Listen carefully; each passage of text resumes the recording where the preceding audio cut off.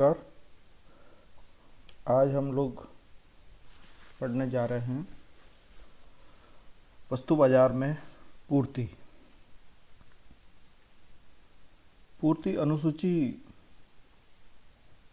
वह अनुसूची होती है जिसमें विभिन्न कीमतों पर फर्म के द्वारा की जाने वाली वस्तु की पूर्ति को दर्शाया जाता है और पूर्ति की मात्रा वस्तु की इकाइयों की उन संख्या को प्रदर्शित करती है जो कि फर्म एक दी हुई कीमत पर निश्चित समय अवधि में देने के लिए या बेचने के लिए तत्पर होती है।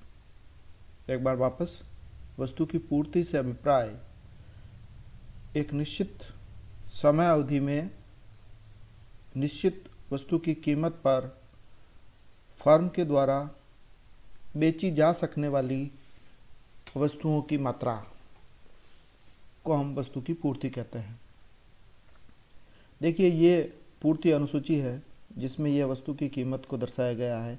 1.75, 2.25, 3, 4, 5 इस प्रकार से, और इसके आगे ये क्वांटिटी सप्लाइड जो है वो 1.75 होने पर क्वांटिटी जो सप्लाई की जाएगी वो 10 होगी, लेकिन 2.25 पर क्वांटिटी बढ़ कर के 20 हो जाती है, क्योंकि जब वस्तु की कीमत बढ़ती है तो उद्यमी को प्रोत्साहन मिलता है और वो ज़्यादा उत्पादन करने के लिए तैयार होता है। जब वो उत्पादन ज़्यादा करेगा तो उसके द्वारा की जाने वाली वस्तु की पूर्ति भी ज़्यादा होगी। सप्लाई कर्व एक ग्राफ होता है जो कि वस्तु की कीमत और वस्तु की पूर्ति के मध्य संबंध को दर्शाता है। देखिए, इस तरफ ये वस्तु की पूर्ति को दर्शाया गया है 10, 20, 30, 40, 50 जो कि ये है, और इस तरफ वस्तु की कीमत को दर्शाया गया है जो कि 0, 1, 2, 3, 4, 5, 6 है। और जैसे जैसे कीमतें बढ़ती जा रही है वैसे वैसे वस्तु की पूर्ति में वृद्धि होती जा रही है। देखिए, ये कीमत 4 रुपये होने पर यह होता है और कीमत 5 होने पर यह स्थिति रहती है। 4 और 5 पर एक ही स्थिति है। क्यों? क्योंकि उस समय तक उद्योगपति या उद्यमी अपने संपूर्ण क्षमता से वो उत्पादन करना प्रारंभ कर चुका होता है, इसलिए उसके बाद में उत्पादन बढ़ाना उसके लिए संभव नहीं होता है। तो एक बार सप्लाई कर्व वह रेखाचित्रीय निरूपण होता है जिसमें एक फर्म दी हुई कीमत स्तरों पर वस्तु की बेची जाने वाली मात्रा को दर्शाता है।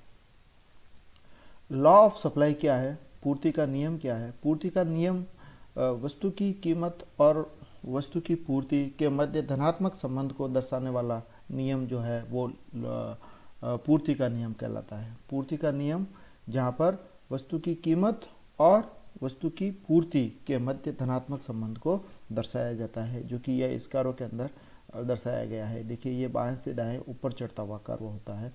इस तरफ आपके ये सप्लाई है और इस तरफ ये प्राइसेस है। इसका मतलब ये होता है कि यह धनात्मक ढाल वाला वक्र होता है, अर्थात वस्तु की पूर्ति एवं वस्तु की कीमत के मध्य धनात्मक ढाल वाला वक्र पूर्ति का नियम कहलाता है या पूर्ति वक्र कहलाता है। जब वस्तु की कीमत P होती है और वो बढ़ती है तो क्वांटिटी भी बढ़ती है, और वस्तु की कीमत P घटती है तो क्वांटिटी भी क्या करती है? घटती है। इसलिए इसको हम कहते हैं धनात्मक संबंध। डिटर्मिनेंट्स ऑफ सप्लाई, यानी वस्तु की पूर्ति को निर्धारक करने वाले घटक कौन कौन से हैं? सबसे पहले तो उसी वस्तु की कीमत जो होती है वो उस वस्तु की पूर्ति को निर्धारित करती है। कीमत ज़्यादा है तो वस्तु की पूर्ति भी ज़्यादा होगी, और कीमत कम है तो वस्तु की पूर्ति भी क्या होगी? कम होगी। कॉस्ट, अगर उस वस्तु को उत्पादित की जाने वाली लागत कितनी है, इस पर भी उस वस्तु की पूर्ति निर्भर करती है। और जो लागत होती है वो इस बात पर निर्भर करती है कि उत्पादन के साधनों को दिया गया पारितोषिक कितना है। उत्पादन के साधन कौन कौन से हैं? लेबर, कैपिटल और लैंड। अगर आपको भूमि, पूंजी और श्रम महंगा मिलेगा तो उस वस्तु की लागत भी ज़्यादा आएगी, और जब लागत ज़्यादा आएगी तो उसकी कीमतें भी क्या होगी? ज़्यादा होगी। दूसरा होता है टेक्नोलॉजी। अगर उन्नत तकनीकी है तो किसी भी वस्तु के उत्पादन करने की लागत जो होती है वो कम से कम आती है, और तकनीकी उन्नत नहीं है, मध्यम है या निम्न टेक्नोलॉजी का अगर आप प्रयोग करोगे तो उत्पादन की मात्रा जो होती है वो कम होती है। अर्थात किसी भी वस्तु की लागत को कम करने के लिए ये जरूरी है कि टेक्नोलॉजी उन्नत हो तथा उत्पादन के साधनों को दिया गया पारितोषिक कम से कम हो, और इसके अलावा जो उससे संबंधित वस्तु होती है उसकी कीमत भी इस वस्तु की पूर्ति को निर्धारित करती है।